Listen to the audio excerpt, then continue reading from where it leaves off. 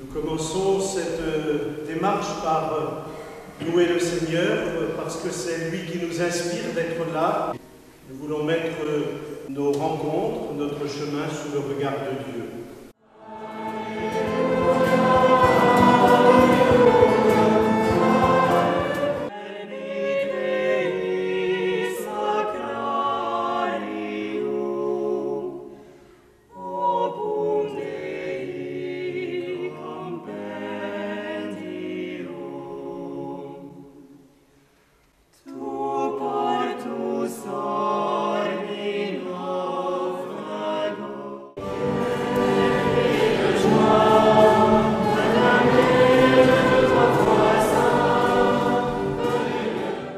Aujourd'hui, il y a à peu près 120 jeunes qui se mettent en route vers les JMJ avec une vingtaine d'accompagnateurs spirituels et laïques.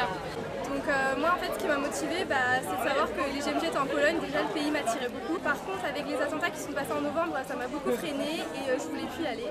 Et finalement le fait de savoir que Marie-Caroline allait, ça m'a remotivée. Donc c'est pour ça que je suis là aujourd'hui, prête à partir au JMJ. Moi de mon côté, pareil que Marie-Jeanne, il y a la Pologne qui m'a beaucoup attirée.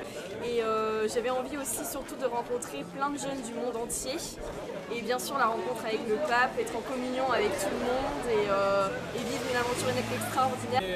Ça fait depuis que je suis tout petit que je veux partir au JMJ parce que j'en ai entendu parler depuis tout petit.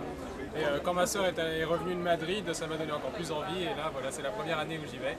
Je suis très content d'y aller. Et j'espère que ça va être une super expérience et que je vais m'en souvenir toute ma vie. Surtout parce que là on va rencontrer des gens qu'on ne connaît absolument pas. Partir dans un pays où on n'est jamais allé, ça va être une excellente expérience. Et on sait ce qu'il être ouvert à tous pour faire plein de rencontres là-bas. C'est très particulier pour chacun. Il y a une très grande diversité dans l'expérience que font les jeunes, pour avoir vécu 6 fois. Il y a la grâce du rassemblement, les foules de jeunes, la diversité des pays. L'idée c'est de partir une première semaine en diocèse d'accueil à Krynica. Et puis nous arriverons à la deuxième semaine qui se déroulera à Cracovie, où là il y aura notamment le Festival de la jeunesse qui est le moment des festivités avec des concerts, du théâtre, des spectacles. Et puis les temps forts avec le pape comme la cérémonie de l'accueil ou encore le chemin de croix pour aboutir le dernier week-end à la veillée finale où nous dormirons à la Belle Étoile en présence du pape. On va prier autour du Saint-Père, prier pour la paix. C'est vraiment un message d'espérance et de foi, de voir tous ces jeunes qui sont fiers de leur foi et qui se réunissent. C'est une joie pour moi d'accompagner pour la deuxième fois les JMJ. Un bon nombre de ces jeunes ont déjà vécu une belle préparation de ces JMJ.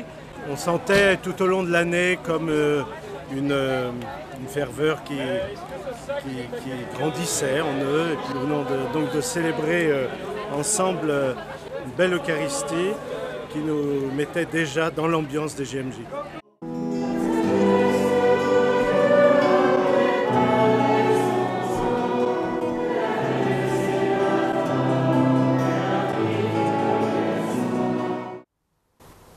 Dieu Tout-Puissant, sois favorable à tes serviteurs qui partent au JMJ.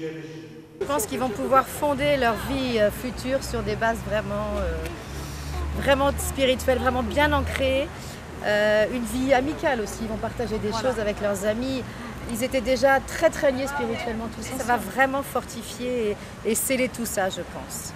Je trouve que c'est une expérience extraordinaire qu'ils ont la chance de vivre, entourés de prêtres et de personnel dévoué. Je confie à la prière de chacun des diocésains, à toutes les personnes du Morbihan, porter ces jeunes d'abord dans la prière